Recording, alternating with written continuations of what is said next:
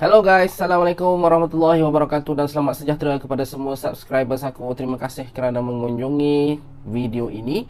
Dan kepada yang baru masuk tu, nama aku Nasar dan ini adalah Aizan Nasar Sport. Sebelum aku bermula, seperti biasa, jangan lupa tekan butang subscribe dan tekan butang loceng untuk mendapat notification video terkini daripada aku.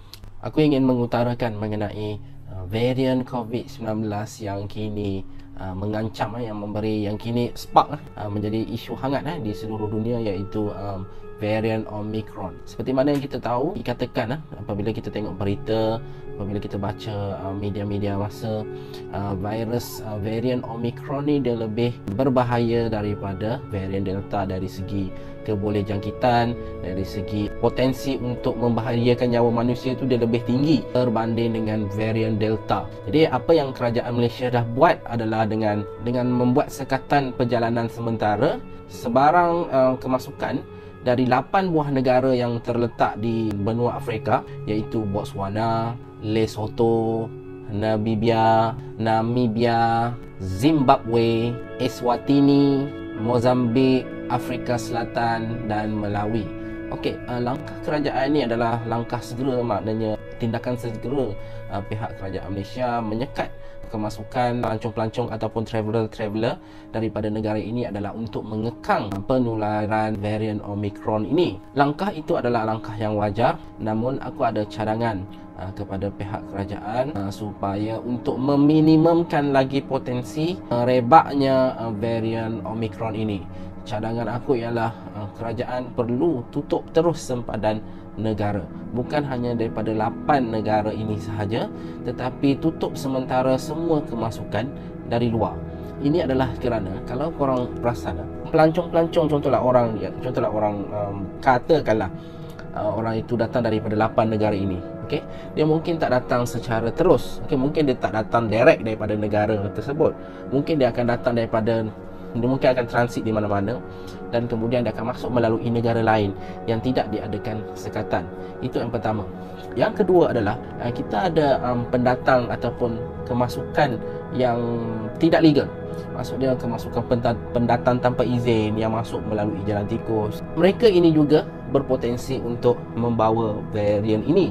Jadi kita tak dapat nak kekang sebabnya varian ini mungkin bersembunyi di dalam badan. Masa tu tak ada simptom dan masa itu masih belum boleh dikesan melalui ujian. Kita perlu faham ada varian baru. Kalau korang perasan awal-awal dulu masa varian Delta mula-mula dijumpai, varian Delta ini dia berupaya bersembunyi di dalam badan manusia sehingga tidak boleh dikesan oleh ujian-ujian yang telah dibuat. Kemungkinan varian Omicron ni dikatakan mutasi dia lebih banyak dan lebih advance berbanding dengan varian-varian sebelum ni, dan dikatakan juga varian Omicron ini juga mungkin akan lebih kuat dan boleh mengatasi rintangan vaksin yang sedia ada sekarang. Jadi risikonya adalah lebih tinggi berbanding varian-varian sebelum ini. Jadi aku sarankanlah, sebagai aku rakyat biasa, aku sarankan kepada kerajaan agar sekat sementara kemasukan daripada semua negara, bukan hanya daripada 8 negara Afrika Selatan ini, tetapi juga seluruh negara di dunia. Okey, semua negara. Malaysia dan Singapura juga ada membuat vaccinated travel lane dengan Singapura, Malaysia dengan Singapura, bagi membolehkan kedua-dua negara ini macam membolehkan pergerakan rakyat antara dua negara ini dilakukan dengan lebih mudah. Jadi pada pandangan aku, mungkin kerajaan boleh tangguhkan sekejap VTL ini sehingga situasi Omicron ini telah dipelajari secara mendalam. Kita tidak mahu peristiwa yang lama berulang. Okey, yang mana kita tidak lihat secara menyeluruh. Kita sebut ancaman Delta, kita membuat sekatan di situ di sini, dan akhirnya sebenarnya varian Delta dah masuk pun di dalam negara, terutamanya di wilayah Sarawak. Okey, yang tiba-tiba ada varian Delta, dan varian Delta adalah antara varian yang dominate di Sarawak. Jadi pada pandangan aku kerajaan patut mengambil kira keadaan ini. Kita tengok peristiwa-peristiwa yang lepas, jangan hanya bergantung kepada statistik sahaja.